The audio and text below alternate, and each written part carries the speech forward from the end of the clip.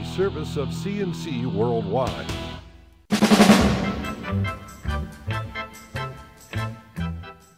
CNC Podcasts are a service of CNC News. They're brought to you by the Greece Chamber of Commerce, providing more than 800 member companies with business solutions since 1984.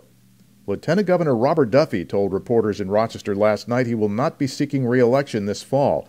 On a visit to Rochester, Duffy says he sent Governor Andrew Cuomo a letter announcing his intentions to serve out the rest of his four-year term, then look for the next challenge. Speculation about the former Rochester mayor's future with the Cuomo administration has been flying since he applied to be CEO of the Rochester Business Alliance last year. Duffy's been a tireless traveler and booster for the governor, but apparently he has been finding that constant travel is aggravating a back condition. There's been no response from Governor Cuomo on his Twitter feed or from his press office.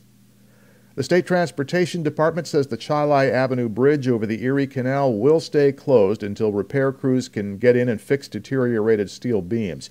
The DOT closed the bridge down Tuesday night after contractors sandblasting the bridge trusses for painting found significant deterioration from rust. The local Transportation Department office says inspectors went over the bridge Wednesday to see how much weight it could safely support and if it could be reopened. Engineers decided it's best to keep traffic off the bridge until contractors can make those repairs. That bridge usually carries 16,000 vehicles a day between Rochester and Gates. A suit filed by the International Museum of Photography George Eastman House has been dismissed, opening the way for development of a 99-unit apartment complex behind the museum between University and East Avenues. The $20 million Monroe Voiture Veterans Center project will convert the old 40 and 8 Veterans Club property into a housing complex and a renovated Veterans Center. The museum sued Morgan Management and the city of Rochester, saying the historic George Eastman House site would be damaged by a project like that next to its property line. The state Supreme Court justice rejected the claim. The museum now has 30 days to appeal. Its officials say they're looking things over. A 24-year-old Greece murder case is officially closed with the death of the confessed killer. Attorneys representing convict Edward Larrabee moved to dismiss the murder indictment against him after his death Sunday at the Wendy Correctional Facility in Erie County. Larrabee died of ALS. When he knew that he was dying, Larrabee confessed to the murder of Greece music teacher Stephanie Kopczynski in 1991. His statement to Greece police was made in return for an agreement that he be buried in Monroe County.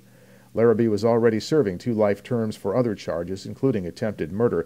The indictment against him has to be dismissed by law with his death, but prosecutors say Kopczynski's family at least knows what happened. The Brighton Central School District says one of its high school freshmen is recovering after being hit by a car on Elmwood Avenue Wednesday evening.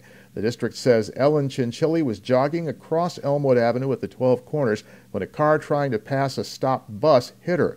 The 15-year-old was seriously injured, but she is expected to make a full recovery. A spokeswoman says her family appreciates the community's support. Police are still investigating. No word yet on any charges facing the driver. 4822, confirm you're all set. Yeah, we're all set. We got the driver in custody.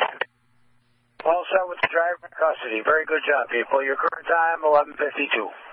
The theft of a cell phone at gunpoint on Driving Park Avenue in Rochester led to a high-speed chase Wednesday morning down the 390 expressway to Henrietta. Some 24 Rochester and state police patrol cars went after the fleeing car carrying the robbery suspects. Police finally stopped them near the Highland Drive exit. All 3 suspects were arrested. Police are looking for a suspect who beat and tried to stab his girlfriend during an argument Wednesday afternoon. The Monroe County Sheriff's Office says a 45-year-old woman was driving on Macedon Center Road when the argument began. When she pulled over, Donald Hinchman of East Rochester hit her with a tire pressure gauge and tried to stab her with a steak knife. He then pushed her out of the car and drove away. State troopers located the car a short time later in Wayne County, but Hinchman had made himself scarce. Anyone who knows his whereabouts is asked to call 911. The Rochester Police Department honored its own Wednesday night at its 33rd annual awards dinner, recognizing officers including Sergeant Flamur Zanelovich, who was shot in the line of duty last year. Sergeant Zanelovich was hit in both arms during a gunfight with a fleeing murder suspect on Norton Street. He has since recovered and is back to work. A procession of horse trucks and trailers circled downtown Rochester and the county office building Wednesday afternoon as the Western New York horse industry demonstrated against a Seneca Nation casino in Monroe County. An industry spokesman says the group wants the Monroe County Legislature to adopt a resolution opposing Seneca Nation plans for a casino in Henrietta. The Henrietta Town Board has already gone on record opposing the plan. Horse breeders and trainers fear casino expansion will cut into the racinos set up at horse racing tracks. Adding gaming machines to Batavia Downs and Finger Lakes has helped keep them in business while racing profits declined. Your next CNC podcast is whenever you click on one of our pages and catch one. We post updates during the day by text as necessary, and I'm Bud Lowell, CNC News.